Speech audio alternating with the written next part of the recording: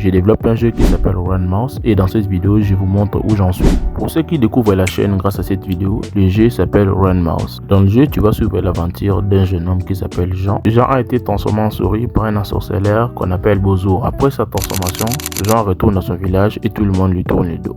Le conseil du village se réunit au plus vite et font appel à un chasseur nommé Bob pour l'éliminer. Tant bien que mal, Jean réussit à s'échapper et va dans un village qu'on appelle Bombimbi pour chercher de l'aide.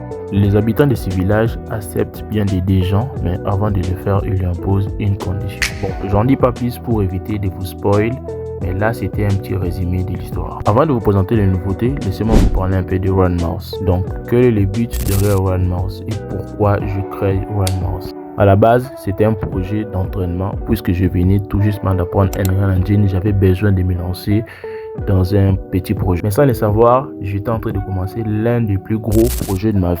L'objectif premier était de faire un petit jeu de parcours jusqu'à ce que je me rende compte que ça peut être plus qu'un jeu de parcours, ça peut devenir une autre chose, donc un vrai jeu avec une histoire originale derrière. C'est en ce moment-là que j'ai trouvé le nom Run Mouse et je commençais à réfléchir à une histoire. Malgré ça, le fait de savoir que le jeu était un simple jeu de parcours, voilà, me limitait beaucoup et je voulais rajouter un peu de l'originalité.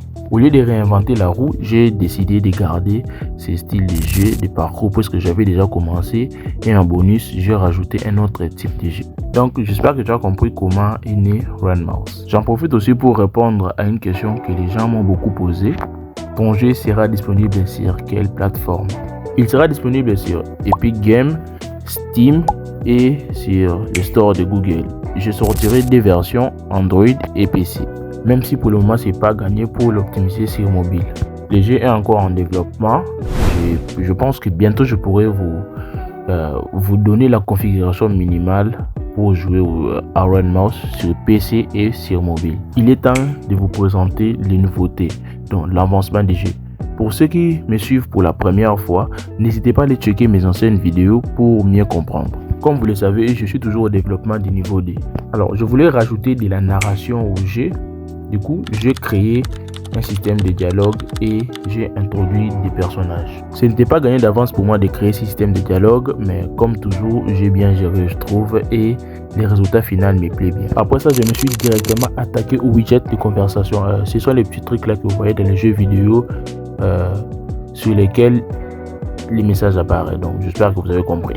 Alors, j'ai pas mal galéré à les faire. J'ai testé plein de trucs, mais au final, j'ai gardé ces modèles que vous voyez dans l'écran avec l'image des personnages. Après ça, j'ai pu souffler un peu et commencer les systèmes de combat. Alors, pour ça, j'ai pas voulu me casser la tête à faire un truc trop compliqué.